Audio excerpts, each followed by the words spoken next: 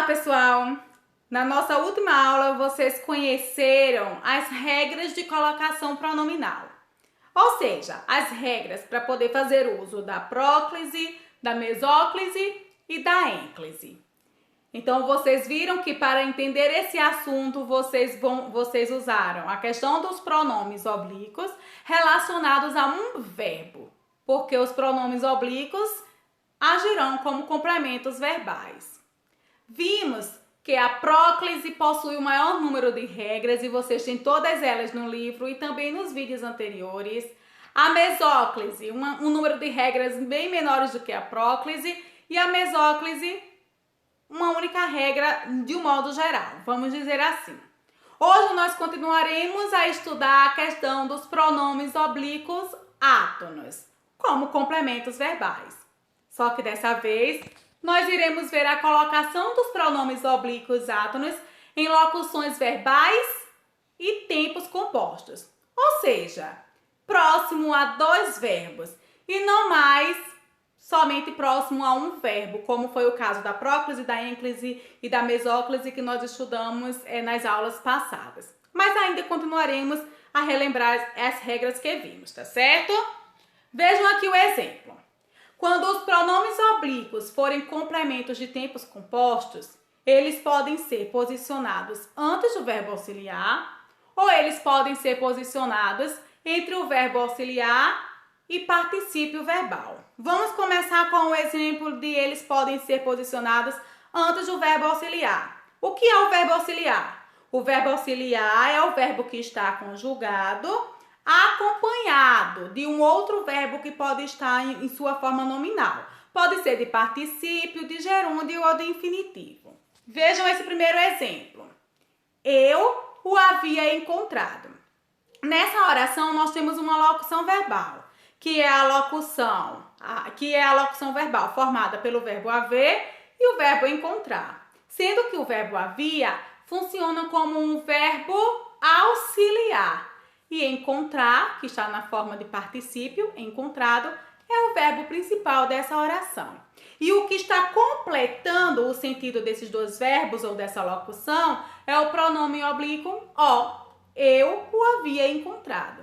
Seguindo as regras de colocação dos pronomes oblíquos como complementos em tempos compostos, vamos perceber que o pronome pode ficar antes do verbo auxiliar quando o verbo principal estiver no particípio. Deixei até destacado aí, ó. O é o pronome oblíquo, encontrado está na forma de particípio, então o pronome pode ficar antes do verbo auxiliar, que no caso é havia. Outro exemplo também, temos aí entre o verbo auxiliar e o particípio, ou seja, o pronome vai ficar entre os dois verbos, que formam a locução. Eu havia o encontrado. Veja que o o, que é o pronome oblíquo, está entre o verbo haver e o verbo encontrar, entre a locução verbal. Então, nesse caso, a regra diz, quando o verbo estiver no particípio, lembrem disso, tá, gente? Quando o verbo principal estiver no particípio, o pronome oblíquo pode ficar antes do verbo auxiliar ou pode ficar entre o verbo auxiliar e o particípio. Só quando for no particípio, tá? Só quando o verbo principal estiver no particípio. Quando o verbo principal não estiver mais no particípio e estiver ou no infinitivo ou no gerúndio, nós já temos outras regras. E quais são essas regras? Por outro lado, se o pronome acompanhar a locução verbal e o tempo principal e o verbo principal no infinitivo e no gerúndio, ele poderá a princípio vir antes do verbo auxiliar, ele pode vir entre o verbo auxiliar e o verbo principal e ele também pode vir após o infinitivo ou o gerúndio. Vejam um exemplo aqui, quando a gente coloca o verbo antes do verbo auxiliar. Ou melhor, coloca o verbo não, quando a gente coloca o pronome antes do verbo auxiliar. Vejam um exemplo. Eles a estão cumprimentando diariamente. O pronome oblíquo a vem antes do verbo auxiliar, que é estão. E o verbo principal, que é cumprimentando, por estar terminando com gerúndio, que é ando, o pronome pode vir antes do verbo auxiliar.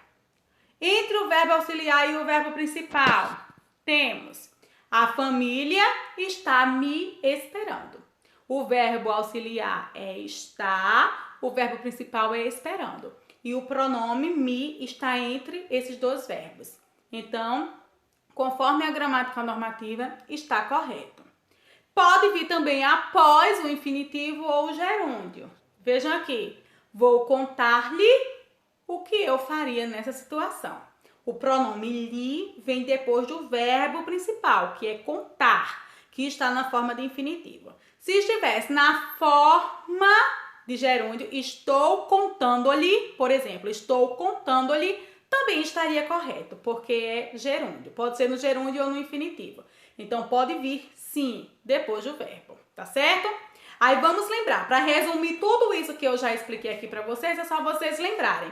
Se o verbo principal, tá, gente? O verbo principal, que é o que vem depois do verbo auxiliar, estiver no infinitivo ou no gerúndio, vocês podem usar o verbo, ou melhor, vocês podem usar o pronome antes do verbo auxiliar, entre o verbo auxiliar e o verbo principal e após o verbo principal, que pode estar no infinitivo ou no gerúndio, tá? Só quando for infinitivo ou gerúndio.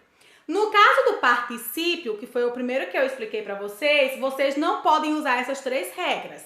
Vocês só podem usar que regras? Vamos voltar. Vocês só podem usar as regras do pronome antes do verbo auxiliar e do pronome entre o verbo auxiliar e o particípio verbal.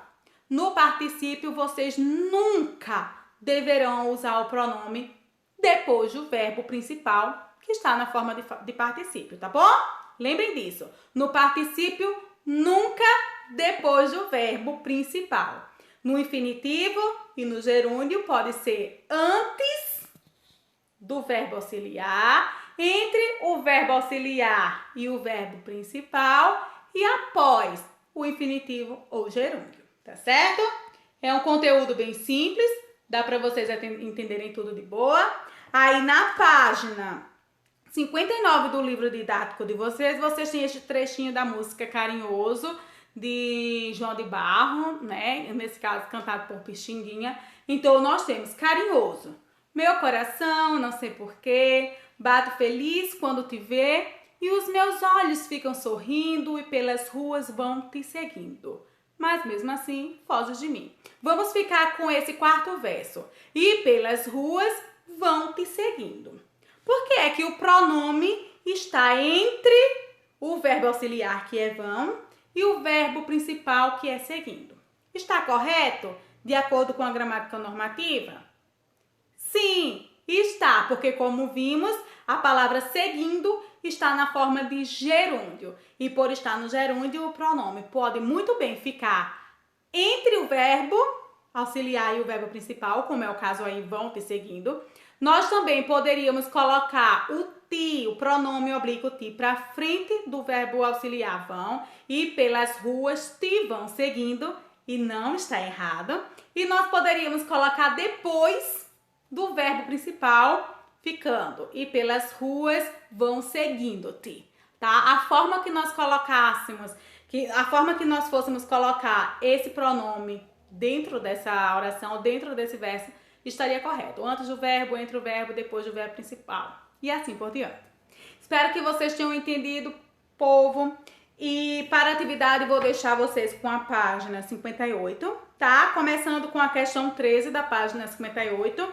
Farão também a página 59, lerão o texto da página 60 e completarão, organizarão todas as ideias na página 61.